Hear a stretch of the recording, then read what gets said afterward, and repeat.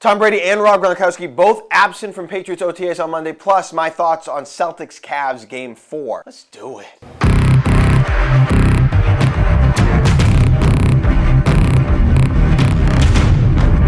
So both Tom Brady and Rob Gronkowski were reportedly absent from Patriots OTAs on Monday. So is this a big deal? Let's break it down. Will Tom Brady missing OTAs in May affect wins and losses in September? No. Will Tom Brady missing OTAs affect team chemistry? No. Will Tom Brady missing OTAs affect his relationship with his coaches? No. The only way that you could argue that this is a big deal for the Patriots is if you conclude that football isn't the priority that it once was for Tom Brady. And maybe you consider that the gateway drug to retirement. I'll accept that premise, but as far as this season, this team, and how he plays, this is not a big deal. This is a bird taking a dump on your parked car's windshield. Is that an ideal scenario? No, it is not. But does it derail you? It shouldn't. It is a blip on the radar of the day. Here's the thing. Tom Brady is the ultimate adult in professional sports. There is no doubt in my mind everything that he intended to do was thoroughly communicated to his bosses. There's too much equity built up in Foxborough amongst those men for this to be a big deal. I will say, if he misses June's mandatory minicamp,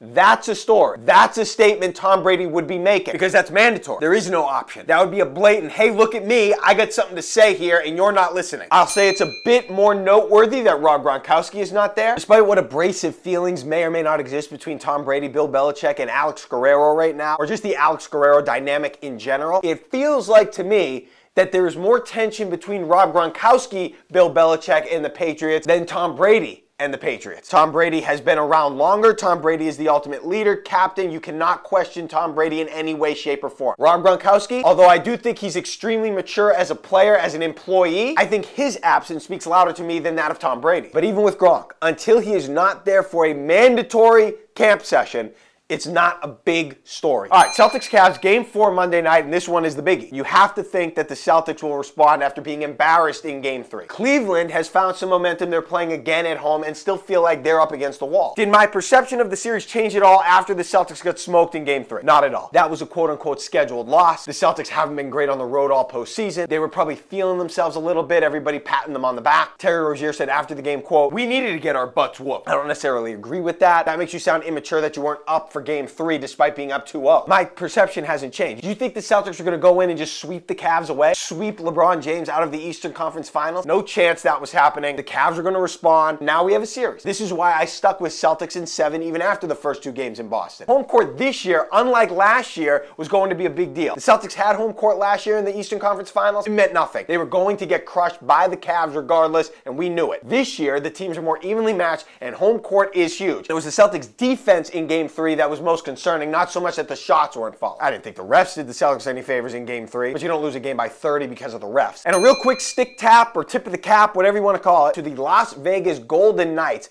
They advanced to the Stanley Cup Finals. They won 4 straight against the Winnipeg Jets. By the way, no team from Canada has won the Stanley Cup since the Montreal Canadiens in 1993. The Golden Knights are an expansion team. They didn't exist last year. This isn't the Quebec Nordiques turning into the Colorado Avalanche and winning the Cup in 1996. This is a bunch of guys, a bunch of players that other teams didn't want. Here, go to the expansion draft. We don't want you. They came together and now they're in the Stanley Cup Finals. This is unprecedented from a human interest perspective and from a sports perspective. Incredible story. And I hope they win the whole thing. All right, take your pick. Overall, who's more fun to watch, Steph Curry or LeBron James? Look, LeBron James is the biggest physical freak in the NBA, probably in the history of the NBA. He's a guy who's 6'8", 250 that can essentially move like Allen Iverson. That's freakish. But nobody in the game today has more creativity with the basketball than Steph Curry. The answer is Steph Curry. I know LeBron's dominance and explosiveness and power at the rim is fun, but not as much fun as the creativity that Steph Curry puts on display. He's just more Showtime, and Showtime's